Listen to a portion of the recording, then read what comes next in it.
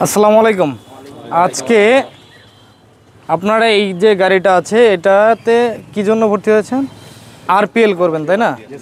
RPL এর পূর্ণ রূপটা কি?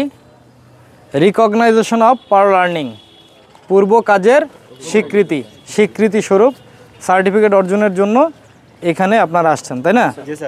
তার মানে কাজ আপনাদের আগে থেকে জানা আছে। আপনারা কি করবেন?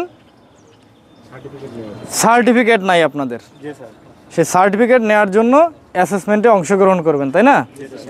এখন এই অ্যাসেসমেন্টে অংশগ্রহণ করতে হলে আমাদের 3 দিনের ওরিয়েন্টেশনাল ক্লাসের আজকে একটা ক্লাস নিয়ে আলোচনা করছি।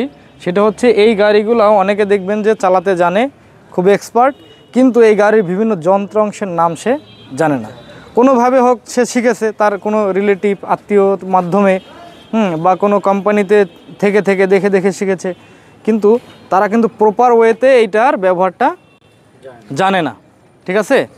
তো যেহেতু জানে না, সেক্ষেত্রে আপনাদের এই যে 3 দিনের ক্লাসের মধ্যে আমরা চেষ্টা করি যে এটা সম্পর্কে জানানো এবং এটা পরীক্ষার মানে সিস্টেমটা কী রকমের সেটা সম্পর্কে, তাই না?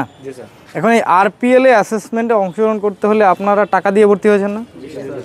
যার যার নিজেদের টাকা বহন করতে হয়, এখান থেকে সরকারি কোনো বাজেট আসে না। ঠিক আছে? এটা যার যার নিজের টাকায় করতে হয়, স্ব অর্থায়নে। ঠিক আছে? আপনারা তো সেটাই করেছেন, তাই না? আচ্ছা, এখন তাইলে আজকে আমরা কথা না বাড়াইয়ে বেশি হয়ে, হ্যাঁ, তো তার থেকে এই গাড়ির বিভিন্ন যন্ত্রাংশের যতগুলো যন্ত্রাংশ আছে আমরা প্রত্যেকটার যন্ত্রাংশের নাম একদম দেখে ধরে জানবো এবং শিখবো। ঠিক আছে?